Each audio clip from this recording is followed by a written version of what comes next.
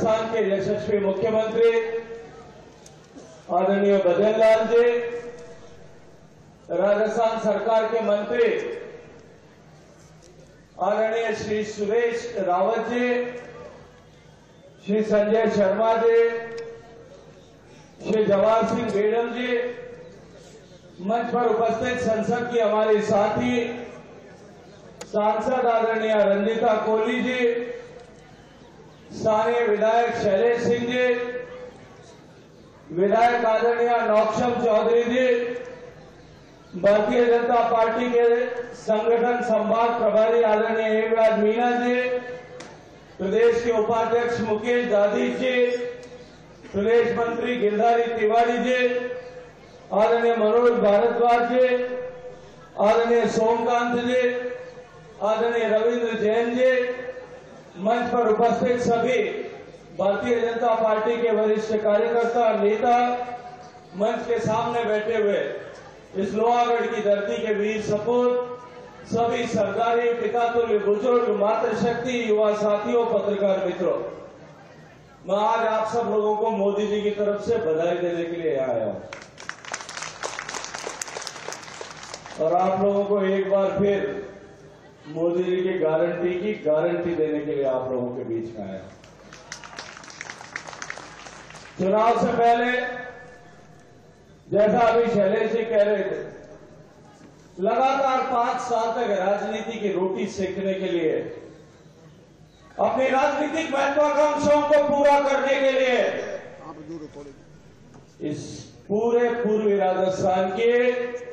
3 करोड़ लोगों के प्यासे कंठों पर राजनीति करने का पाप पिछले 5 साल तक अशोक गहलोत सरकार ने किया।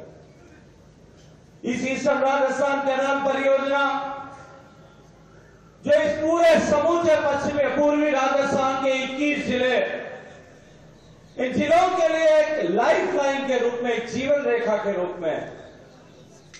जिसकी बात पिछले लगभग 20 साल से स्वर्गीय अटल जी के जमाने से, जब पार्वती काली सिंध चंबल परियोजना की कल्पना नदियों को जोड़ने के अभियान के तहत की गई थी, तब से यह पूर्वी राजस्थान के किसान, पूर्वी राजस्थान की माताएं बहनें कर रही। आदरणीय वसुंधरा जी की सरकार के समय में ईस्टर्न राजस्थान कैनाल प्रोजेक्ट को भारतीय जनता पार्टी की सरकार ने परिकल्पना बना करके प्रस्तुत किया था। 2018 में तक जब भारत सरकार के पास वो इवैल्यूएशन के लिए आई, लेकिन उस पर कुछ निर्णय होता, तकनीकी खामियों को पूरा करते, उससे पहले दुर्भाग्य से भारतीय जनता पार्टी की सरकार चली गई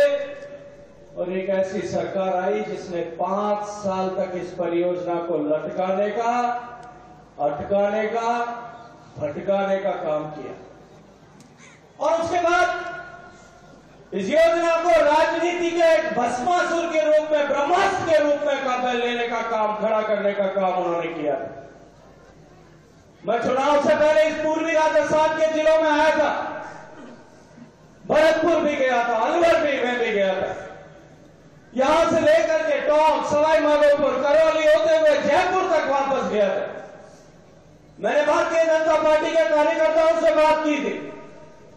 मैंने पूरे 13 जिले जो उस समय थे उनके सारे पत्रकार मित्रों से बात की थी, समाज के प्रबुद्ध नागरिकों से बात की थी और मैंने सबको कहा था, ये राजस्थान की उस समय की सरकार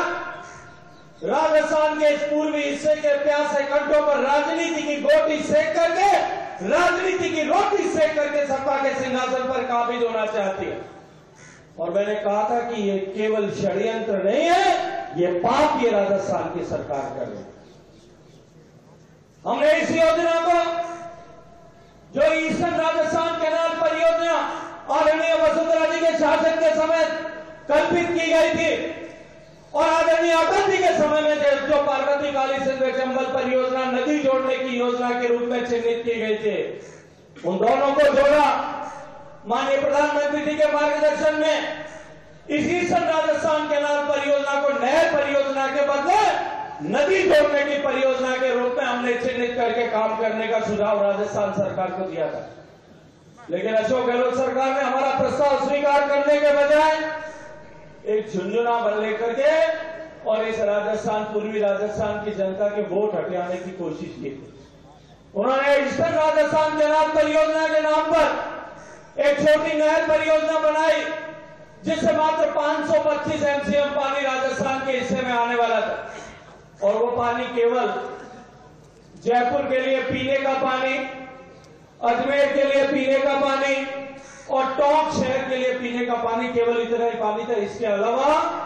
इन 13 जिलों में एक बूंद भी न तो पीने का पानी आ सकता था और न कोई सिंचाई के लिए पानी आ सकता।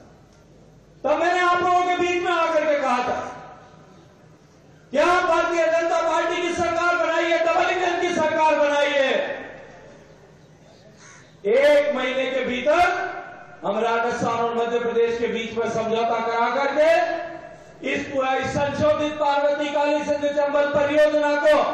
एमओयू कराएंगे। अब नदी जोड़ने की परियोजना के रूप में इसे एमओयू कराएंगे। मैं आज खुशी के साथ में कह सकता हूं और धन्यवाद करना चाहता हूं, अभिनंदन करना चाहता हूं देश के सम्मानीय प्रधानमंत्री जी का, कि उनके मार्गदर्शन में, उनके हस्तक्षेप से मध्य प्रदेश भी राजी हुआ।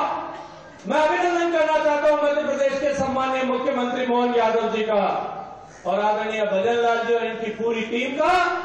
इन्होंने जब जब बुलाया तब आए, साथ में बैठे अधिकारियों के साथ चर्चा करके केवल 50 दिन के भीतर ये राजस्थान, पूर्वी राजस्थान की तकदीर और तस्वीर बदलने का मार्ग सुनिश्चित कर दिया। मित्रों, ये जो परियोजना 45,000 करोड़ रुपए की अनुमानित लागत है, 3700 एमसीएम से ज्यादा पानी इसको राजस्थान को एश्योर्ड वाटर हर साल में मिलेगा, एश्योर्ड पानी मिलेगा। और इसके अलावा भी बाढ़ के समय में जो लगभग 10 साल में से 7-8 साल तक पानी व्यर्थ बह करके जाता है समुद्र में, वो पानी भी हम राजस्थान में लेकर के आएंगे